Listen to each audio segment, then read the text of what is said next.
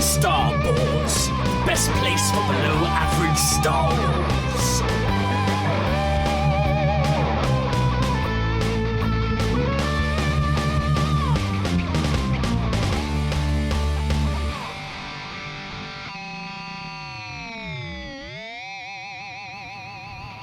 Hello there, and welcome to the Star Wars Show, a UK-based Star Wars podcast with in-depth discussions and analysis sprinkled with some silliness.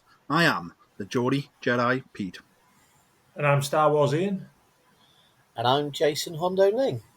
And we are back with a brand new episode of Star Wars. If you listen to our previous episodes, you know we've been reviewing the Cassian Andor series, Andor Season 2, streaming now on Disney+.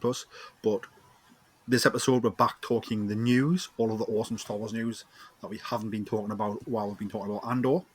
But just before we do get going into the news, I suppose, spoiler-free, Iain, sort of what's been your thoughts on Andor so far?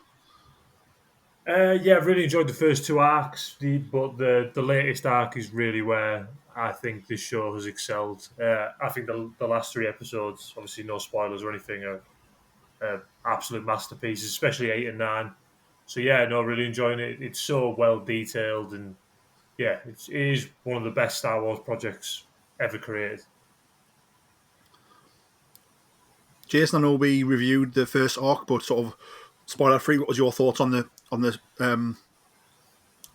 second arc and third arc, and how do you think they're going to land this show with the final arc? Yeah, well, see, the first two arcs were, slower paced, but they were setting everything up. And the third arc was just absolutely amazing, which, blew everyone's minds, I think.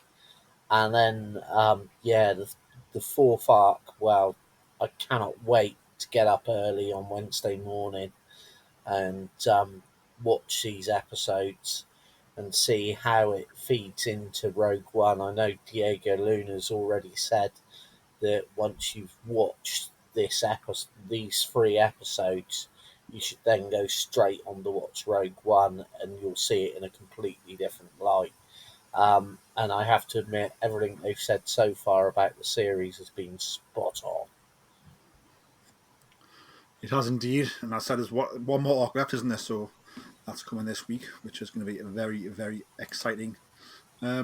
Speaking of the finale, Tony Gilroy and Diego Luna will be live on May the 13th to celebrate the finale. So I think this is going to be on Star Wars YouTube. They're going to host a special live Q&A with Tony Gilroy and Diego Luna, plus special guests. And it's going to be covering the events of Season 2, and that is on Tuesday, May the 13th at 12 p.m. Eastern Time, 9 a.m. Pacific, and 5 p.m. British Summer Time. So if you finish work or 4 o'clock, you can watch this on the YouTubes. Does mean, I suppose, you probably have to watch the arc in the morning fully before time it doesn't get spoilers. But what they're saying is, join creator Tony Gilroy and series star Diego Luna Tuesday, May the 13th, as they're joined by special guests, and they've been named. So Denise Guff, who's of course Deidre, Kyle Soller, who's of course Cyril, Elizabeth Dula, who's of course Claire, Genevieve O'Reilly, who's of course our very own Mon Mothma, and Adriana Arjona, who is of course Bix. So all the main cast are going to be here, which is absolutely fantastic. I think for me, this is really cool because I think, especially for Diego Luna, I think this is probably him done with Star Wars. We've sort of seen how Cassian comes in at the rebellion with these series, and obviously we know how his rebellion ends in Rogue One. So it's probably going to be the end of his journey, bar maybe some minor roles here and there, and they might tell some stories about the character in comics, maybe, or books. But what are your thoughts, Iain, on sort of given this, this series and this era, like its send off here with the sort of a lovely special YouTube presentation? Yeah, no, I think it's a really cool idea. Like you said, this is probably the last time we'll see Diego Luna in Star Wars, unless he's brought back for something in an animated show or something like that. But no, it's really good. I think the cast, the one thing I've got across from their interviews is how passionate and how all in they are in this show, and they really seem to have enjoyed their experience on the show. And and it's good for Tony Gilroy to obviously take a victory lap, and he's moving on from Star Wars at the moment. But I would love him to come back at some point and direct something else with another idea. So really, I think it's a cool idea to give them all their time in the sun. Yeah, it's important to give people the flowers while they're still about, I think, and the series will be very fresh off its finish, so we would have seen that euphoric and maybe tragic end to the series. And then these guys are going to get their flowers in this special. And I think when you think about Diego Luna, not only was he in Rogue One, and great in Rogue One, he's obviously been, he's produced the Andor series and obviously been Cassian and been involved in that process. But people don't realize, I think there was I've forgotten the exact term, but there was like a VR experience where it was really awesome. I did it in London. It was available in like East Coast, West Coast America, and like the Disney Springs, which is the Disney town next to the theme parks. It's almost like Laser Quest, but you had a VR headset on, and it was like you were in the Star Wars universe, and like Cassian like did stuff like I say Cassian, I mean Diego Luna did stuff as Cassian for you, and then of course he's also did stuff for the Star Tours ride as well. So he does do these little bits that maybe go unnoticed because they're in specific experiences, but that's just how much he loves the character. I think it's great that we're getting him here to talk about the end of his journey, I suppose. Jason, I know you've been watching some of the Star Wars Declassifieds, which are sort of the specials that go on after each arc on Star Wars YouTube, sort of deep diving into Andor and the behind the scenes cast and crew stuff. What's your thoughts on this? Do you think it's a good thing to have this sort of finale send off for not just Diego but also the rest of the crew?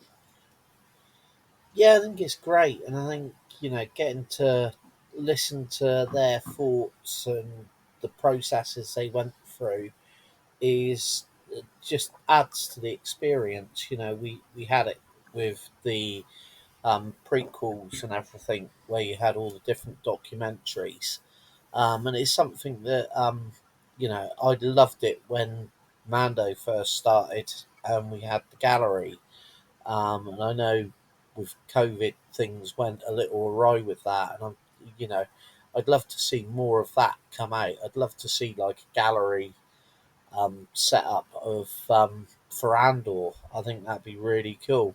But overall, anything that feeds what went through their minds and gives us that little bit of insight, I think it's great.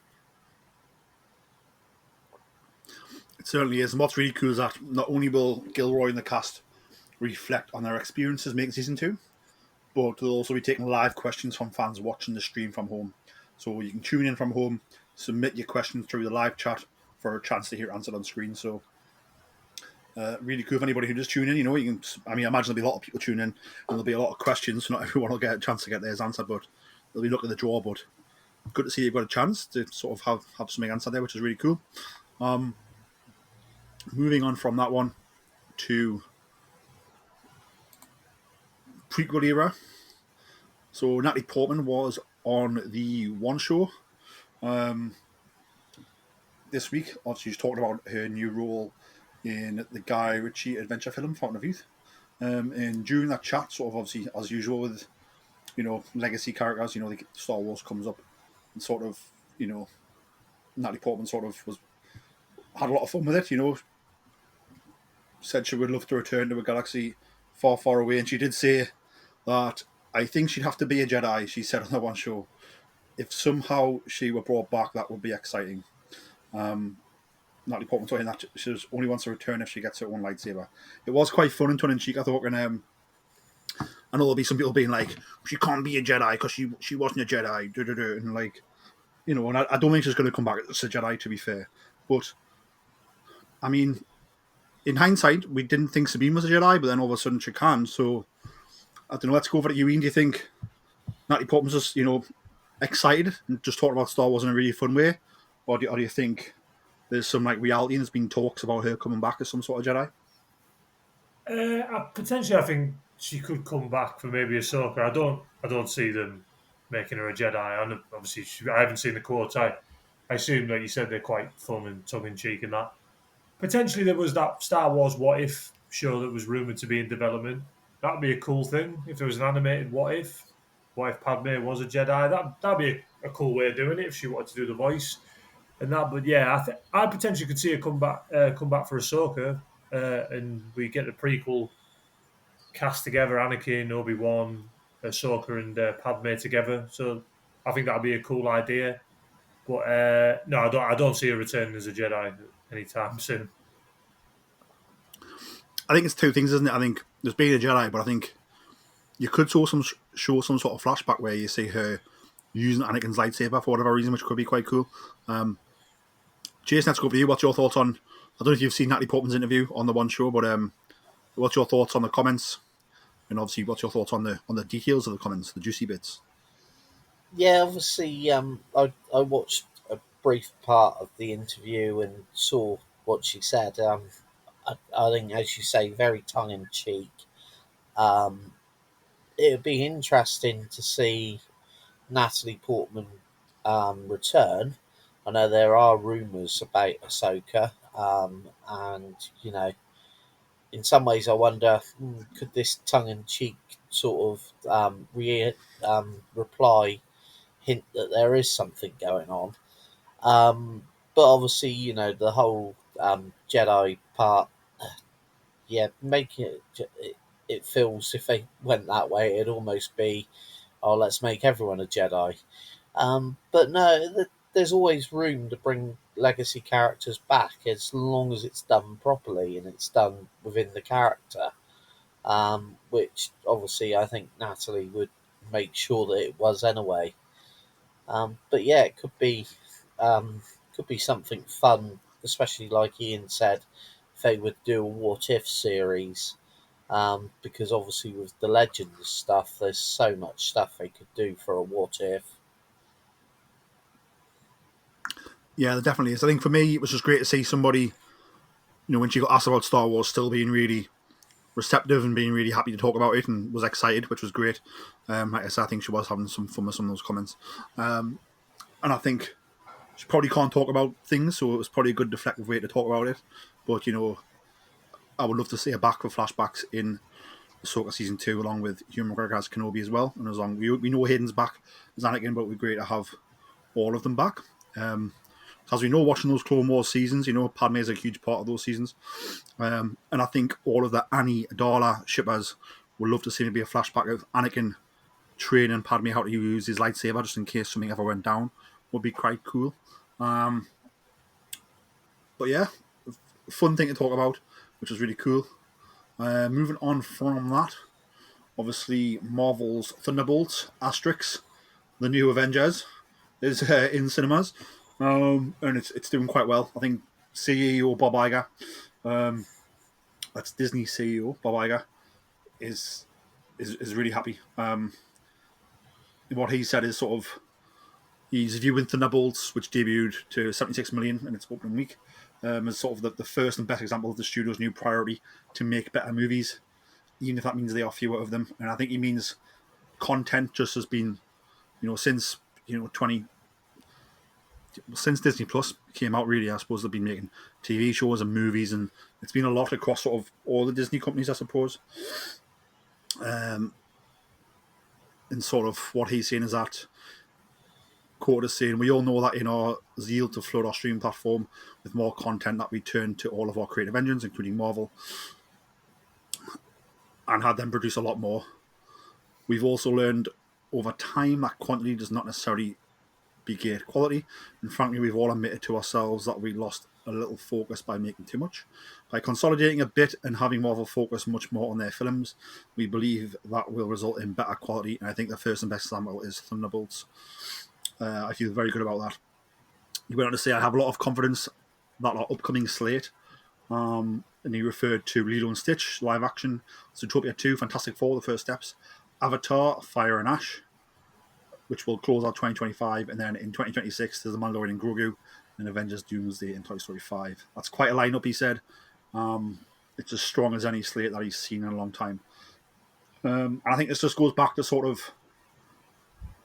I think we spoke about a few weeks ago about how, we're going to probably get less Star Wars live action on Disney Plus, and Star Wars is going to be in the cinemas, and maybe we might get the odd live action series here and there.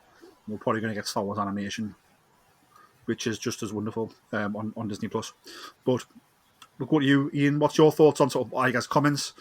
And, obviously comments here are focused on Marvel, but you imagine it's exactly the same for Lucasfilm, which is, it's a similar size studio with a similar size IP. Yeah, I agree. Like I think there was a point where it was, particularly with Marvel, it was becoming a bit oversaturated. I watched all the Marvel films all the way up to Avengers Endgame and a little bit past, and then I've quite fallen off the wagon with Marvel. And it wasn't due to the fact, it was just there was so much to watch, and I just didn't have time. So I'm always a fan of making one thing good instead of making three things poorly. So I think I think it's a good idea to go back to doing the odd show here and there. Like the Star Wars fans were pretty used to it. We obviously had the original trilogy, and then we had to wait however many years for the prequels, and then we had to wait another 10 years after that for the next movie. So yeah, especially with shows and that, I think it's a good idea for it to slow down, really nail down what they're trying to do, and then go from there. Definitely. And I know he sort of hinted at the quality there, and I think, the quality can be debated, but I think one thing that is for sure is that one thing they've learned, and not just Disney, but also I think Netflix have learned this, like I think all the streaming platforms, is that just by putting content on your streamer doesn't mean you're going to see an uplift in cash made. Like I said, a lot of Star Wars fans are already subscribed to Disney Plus, as are a lot of Marvel fans. So when they put a new series on that's cost maybe 200, 300 million to make, they've already got our money. We're not new subscribers coming back. If that makes sense. I think although he hasn't mentioned that here, I think that's probably a factor as well, where it's a case of, they've learned that, yeah, put some new things on stream, but you can't put everything on there because, like I said, you're not going to see a return because the viewers you're going to get are probably would already have paid their money anyway. Over to you, Jason. Sort of, what's your thoughts on Iger's words here? And it's fantastic to hear that he's mentioned The Mandalorian and Grogu as sort of a main movie for the studio. Yeah, obviously, I think it's been obvious for a long time that they sort of overdone a lot of things, and you know, um, I do feel that with the Star Wars stuff, we had some really strong content, um, and I just can't understand where the fan hatred came from, to tell the truth. But there's so much to go with the cinematic, and obviously we'll still be getting the comic books, the literature. So the galaxy's going to be growing all the time. But to take Mando and Grogu, put them in a film, I think it's absolutely brilliant. I, I'm wondering what's going to happen after season 2 of Ahsoka. I've got a feeling that's going to culminate in a film as well. I just get that feeling with the sort of story that they're doing. And then obviously the announcements of the Ryan Gosling film and other stuff to come. We know that Daisy Ridley's one is in the works, and I think we will see films gradually coming out at a slower pace, which is not necessarily a bad thing. Definitely. And keeping things linked to Disney, the Walt Disney Company and Muriel, which is Abu Dhabi's leading creator of immersive destinations and experiences, have announced an agreement to create a landmark Disney theme park resort in Abu Dhabi, which is, of course, in the United Arab Emirates. Disney stock price went up over 10% after this announcement. I have some stock in Disney, and it jumped. I was like, all right, that's a bit weird. And then I seen the announcement on Twitter or X, and I was like, oh, right, that makes sense. So very, very good news. It'll be a waterfront resort, which will be located on Yas Island, which is a world-class destination for entertainment and leisure, connecting travellers from the Middle East and Africa, India, Asia, Europe, and beyond. This will be the 7th Disney theme park resort. It will combine Disney's iconic stories, characters, and attractions with Abu Dhabi's vibrant culture, stunning shorelines, and breathtaking architecture. The new resort will be fully developed and built by Muriel, Disney and its legendary Imagineers will lead creative design and operational oversight to provide a world-class experience. Muriel, which has developed a number of family entertainment destinations on Yas Island, Abu Dhabi, in collaboration with American and European brands, will operate to the resort. And I think sort of what like I said, is this is a thrilling moment for our company as we announce plans to build an exciting Disney theme park resort in Abu Dhabi, whose culture is rich with an appreciation of the arts and creativity. As our seventh theme park destination, it will rise from this land in spectacular fashion, blending contemporary architecture with cutting-edge technology to offer our guests deeply immersive entertainment experiences in unique and modern ways. Disneyland Abu Dhabi will be authentically Disney and distinctly Emirati, an oasis of extraordinary Disney entertainment at this crossroads of the world will bring to life our timeless characters and stories in many ways, many new ways, and will become a source of joy and inspiration for the people of this vast region to enjoy for generations to come. So it was all like official announcements. There was some awesome artwork dropped as well. I think what I like about this is that it's probably where you would put the next Disney resort, is this part of the world.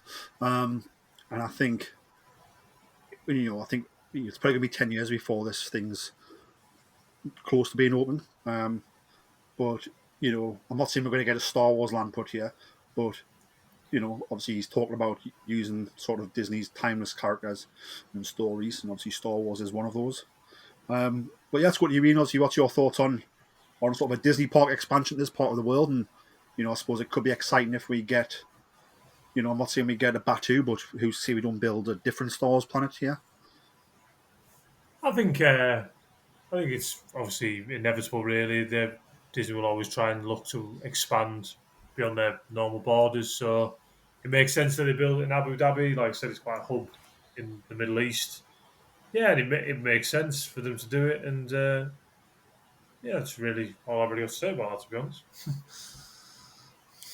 Disney have also made it clear that this new theme park will not cause any delay in their plans already announced for their US theme parks. So it's not affecting any work elsewhere. I imagine that also includes Disneyland Paris, which has got a lot of work on at the minute. A lot of good work. We've invested a lot of money, which is positive. Jason, what's your thoughts? We're going to get a Disneyland in Abu Dhabi. Are you excited? And I suppose what I would say is that Batu is obviously none of us have been, right, but we know it's like all immersive and it's like in Star Wars canon. What's your thoughts on maybe we could get a different planet that's in universe in different parts of the world? Does that excite you, or is it too much? No, I think that's great, and it gives us then the incentive to travel to these different places to experience whole new Star Wars experiences. Abu Dhabi, as you say, makes sense. It's a go-to destination, and it's a good central area for that region for it to be situated, for it to be able to cater to the demand. So I think this is great news. If we did get more Star Wars content there, it'd be great for everyone, and just more content to enjoy. Indeed. And then I hope that if we do get Star Wars in Abu Dhabi, then we do eventually get Star Wars in Disneyland Paris, which would be fantastic. Moving on to video games. So Lucasfilm Games and Bungie have revealed Destiny 2 Renegades as part of the Destiny 2 Year of Prophecy campaign. And it, they sort of released this trailer and images, and the Star Wars logo is not really there, but it's what appears to have some fully fledged Star Wars gaming coming to the game on December 2nd. So go wait till December, so it's a Christmas present. It's not here now. Yeah, December 2nd, 2025. But there'll be a full reveal on September 9th. But there's lightsabers, there's a a DL-44 blaster, heavy blaster. I don't know if anybody here plays Destiny. I played Destiny 2 when it came out. I haven't really played it much since, but it's like online multiplayer, like open world, like space adventure, which is quite cool. Probably suits Star Wars, to be fair. Go to you, Ian. I know you're a big gamer. I don't know if you play Destiny 2, but what's your thoughts on Lucasfilm working with these games that are already established and looking to put Star Wars content in them? I played a lot of Destiny 1. I put a lot of time into Destiny 1. Didn't really play that much Destiny 2. I've seen I saw the little launch thing with the Star Wars characters. And yeah, like you said, the logo wasn't outwardly there, but yeah, there was definitely lightsabers, like you said, the blaster and that type of thing. I think it's a cool little marketing strategy to bring Star Wars to another audience, just to give some cool character designs. They also did it in Fortnite recently, and tied it to Tales of the Underworld. So yeah, I think it's a smart idea just to always put Star Wars into other arenas and see if it drags anyone into the fandom. Well, that's another thing, isn't it? Because I think that's the next topic is Fortnite. Obviously, Galactic Battle, which is the Fortnite Star Wars month. The new campaign is up and running, starting on May the 2nd. It's running for the whole month. Um, Heroes from across eras are ready to strike back against the assault led by Palpatine from the shadows, and the island's fate hangs in the balance. Draw your lightsaber and you ready your blaster. I've been playing Fortnite. I've actually bought the pass. I've only been playing a couple of weeks really, but and it is a lot of fun. And like the reason why I want to talk these two topics, I know like Jason, you're not a huge Star Wars gamer and all that, but like these games are like like a lot of people play Destiny 2 and a lot of people play Fortnite, and then sort of they're going to have the option to use. Well, Fortnite Star Wars is everywhere in there right in the minute. You can't like not do it. So what's your thoughts on some play Star Wars games? You're not going to maybe pay £60 to get a Star Wars adventure game and play it for 60 hours, but here we are. It could be just these type of arcade style online sort of shooters, and it is sort of spreading Star Wars to people who maybe necessarily wouldn't see it without being serious. Yeah, no, definitely. It's a good way of spreading the word of what goes on with Star Wars and introducing new people to new things. I saw that a lot of people were getting excited that with Destiny 2, there's going to be a General Grievous skin, which is obviously quite exciting because after um, Revenge of the Sith, obviously Grievous fell and there's not much happened with the character. So a lot of people that are fans of Grievous might even head to Destiny 2 because they're interested in seeing what they've done with the character for that point. So it works both ways for both sides. These link ups are just mainly about spreading the word and giving the fans a little bit extra to play with. Obviously, in the past, Star Wars and Fortnite have done quite a few link ups, and I know obviously my eldest Lila is a huge Darth Maul fan, and she's also a huge Fortnite fan. So obviously, when Darth Maul was in Fortnite, that made her want to play it even more, and also made her enjoyment of the game that extra bit special. So I think these link ups are great ideas, and seeing different things in different IPs just builds the momentum for the fandom.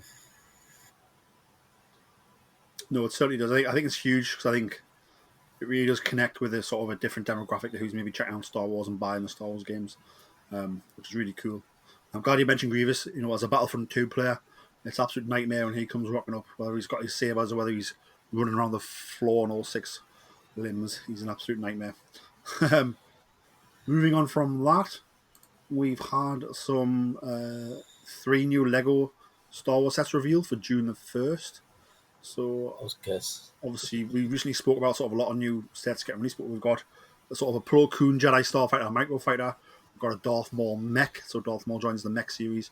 And we've got a Death Trooper and Night Trooper battle pack, which is obviously the troops from um, Grand Admiral Thrawn's unit that is on Peridea that comes back to the known galaxy at the end of Ahsoka Season 1. As our resident Lego expert, Jason, sort of, what's your thoughts on these announcements, and also is any other Lego announcements you want to talk about? Um, yeah, the Lego at the moment's gone absolutely crazy in my mind. we're just hit with more and more reveals, and it's great. Although my bank balance wouldn't allow me to purchase them all. I have to admit, the mech series is something I've not got into, but seeing the Darth Maul mech, I'm really, really tempted to go for that. Likewise, the micro fighters, I've got a few of those, but the Plo Koon one is one that I definitely want to get. And then, yeah, the um, Death Trooper and Night Trooper battle pack, I think looks absolutely awesome as a little minifigure battle pack that would go great with any collection to go with the Ahsoka series. So those three sets in their own on their own really excited me. But the other ones that have leaked out over the last few weeks, I don't know if it's been mentioned, whether Cat's mentioned them or anything, but there's the Star Wars Battle Droid with Stab, which is releasing July the 1st, and that looks absolutely awesome. That's one that really jumped out at me. I've got a friend who's a real big Battle Droid fan, and as soon as I saw the photograph, I had to send it to him because it's a really cool display piece, and it sort of gives you, if you look at the picture, there's two kits that have been released just recently, and I think you really see the size and scale of them when you see that you've got the battle droid on the start, and then you've got the minifigure version below, and the model is so much bigger than the minifigure. Likewise, the same's gone with the Star Wars Celebration. They announced the K2SO kit that again looks absolutely awesome as a display piece. And again, when you see that standing against its minifigure, you can see the scale that they've gone to on that. Both of those really appeal to me. Um, and the one I think we've probably mentioned that is now out, and I think I'm going to have to see what I can do for my birthday coming up, is the Chopper droid. That to me looks like an awesome kit. I've seen a few people have made it, um, and yeah, it just really appeals. I love, as everyone knows, I love Rebels. I love Chopper. So to be able to get a Lego kit of Chopper to display, if I get it, it will be joining me on stage at Dorchester Strikes Back. I can promise you that. Awesome stuff. Ian, I don't know if I don't want to really talk about Star Wars and Star Wars merch. You don't really talk about Lego. I think it's not one of your huge Star Wars vices, but do you have a set that you love the most? And is there any sets that you're going to pick up soon? The only set I've got is the Anakin Skywalker pod racer from the Phantom Menace. I think it was for the 20-year range a couple of years back. I do like that. Lego's not really my thing, like you said. I'm more into Black Series and that. But they sound cool, what Jason just described. So yeah, I might check a few out. Definitely, I think there's that much awesome Star Wars everywhere that you can't have it all as a vice otherwise. You just wouldn't have any money at all. One vice that you do have, though, is Star Wars canon, and in particular literature. I did see that the story of the Acolyte is going to continue through various books and short stories, and there's a new novel from Justina Ireland titled The Acolyte Wayseeker, and it's going to be set decades before the events of the Disney Plus series, and it's going to follow Vernestra Rowe as she rediscovers her place in the Jedi Order. I don't know if you know that this one's coming, and are you excited to read it? Yeah, I know that one's coming. Yeah, it's the next one. It's the next one on my list to get. I've just finished Mask of Fear by Alexander Freed, which is pretty fitting because obviously it's about Mon Mothma, Saw Gerrera, and Bail Organa. Obviously, that's the first of a trilogy. I've just finished that. That was an excellent read. I highly recommend that. Yeah, I'm looking forward to the Acolyte book. I need to order it. To be fair, it's one I did forget about, so I need to get that ordered. But yeah, if you're looking for something to read, I do recommend Mask of Fear by Alexander Freed. Sounds like a perfect tie-in to what we're seeing in Andor. Yeah, it picks up. I'll give a non-spoilery little review now. It picks up about a month after the events of Revenge of the Sith, and it's all about the beginnings of the Empire, how they start to take control, how they start to manipulate, and how they start to use their authority in ways obviously we're not used to seeing in the Galactic Republic. And it also follows Mon Mothma, who is still very much in the mind frame of I would like to try and do things through politics and all that type of thing. It also follows Saw Gerrera, which is always good because Forrest Whitaker's portrayal of Saw Gerrera is one of my favourite characters. I just love him.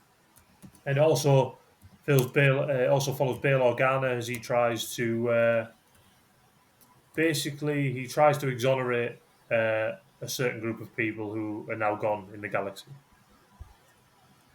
Very, very interesting. And that's the first of a trilogy, you say? It is, yeah. Alexander Freed's doing the first one. The next one is next year. I can't remember the author. We've got no title for it yet.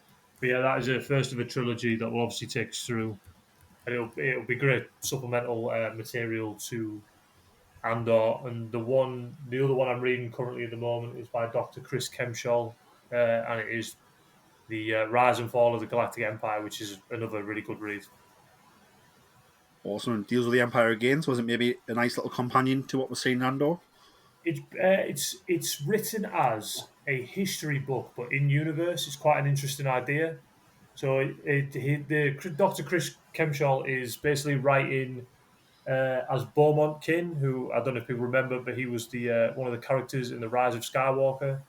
He's basically taken up residence on Exegol, and he's going through the records of the Sith temple on Exegol, and he basically just breaks down the Galactic Empire, their structure, how they use fear and manipulation. It basically it's an in universe history book about the Galactic Empire.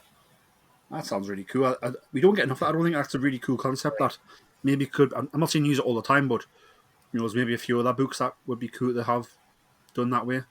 Well, he did tease at Celebration. Potentially, I think the rumor was going around that he's going to do another one, but it's going to be from the point of view of Wedge Antilles, because he said Red 2 standing by. So they reckon they might do like a Wedge Antilles history of the rebellion type book like that. But no, it's a really interesting concept of doing a history book in universe. Yeah, no, it certainly is. Any Star Wars comics you've been reading recently, Ian?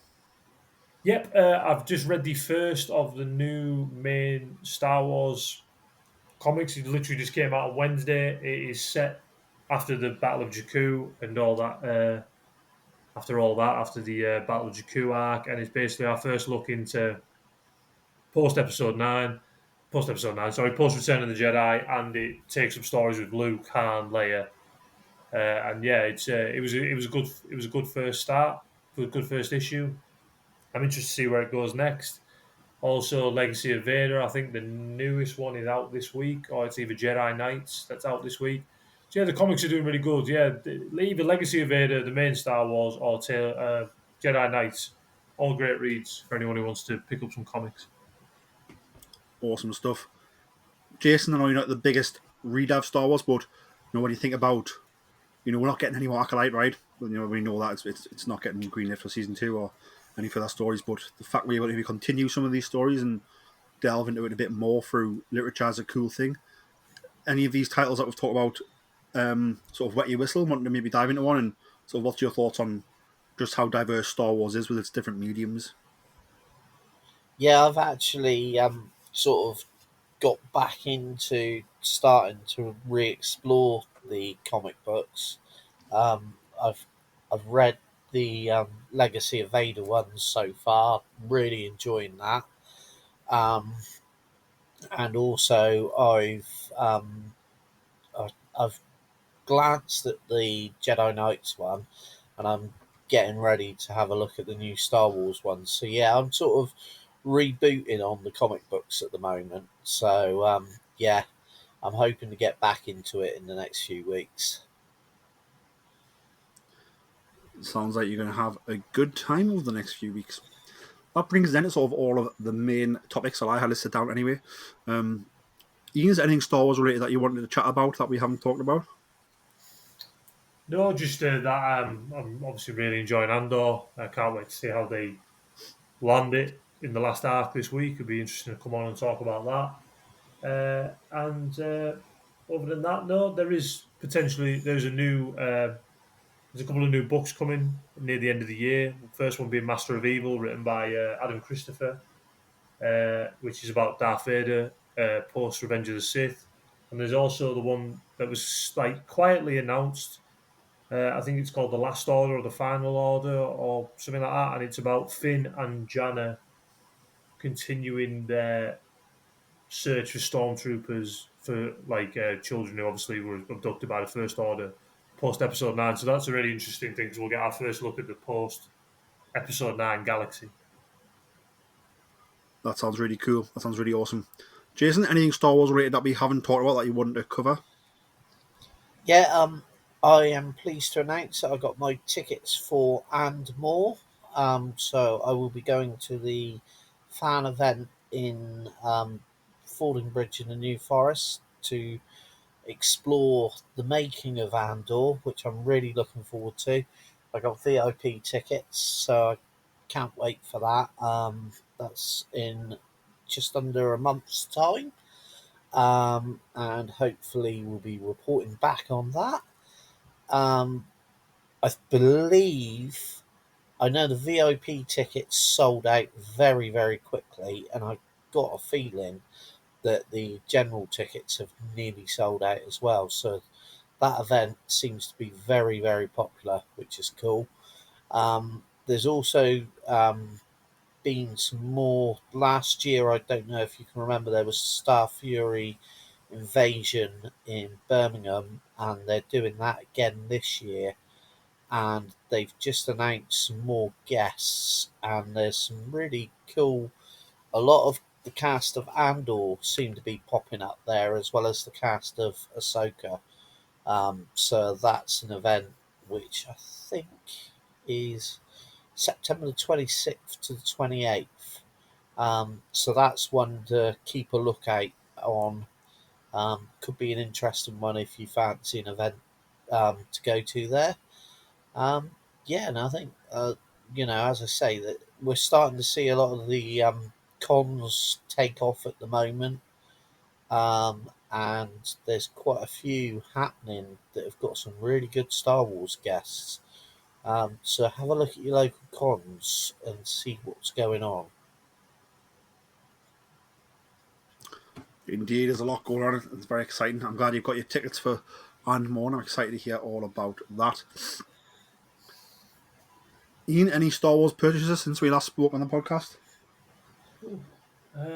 No, nothing currently. Like I said, I've got a couple of Black Series ordered. I've got the Anakin Skywalker Clone Wars armor ordered. I've got the Mandalorian Red Praetorian Guard ordered, and I've got Dash Rendar ordered from Star Action Figures. But I'm just obviously waiting for them to be released.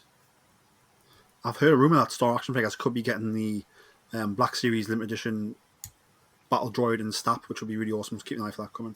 And possibly Darth Maul on the speeder bike as well, which would be really cool, which were originally Pulse exclusives, but could be coming to Star Action Figures soon. Jason, any Star Wars purchases since we last spoke at the beginning of the month?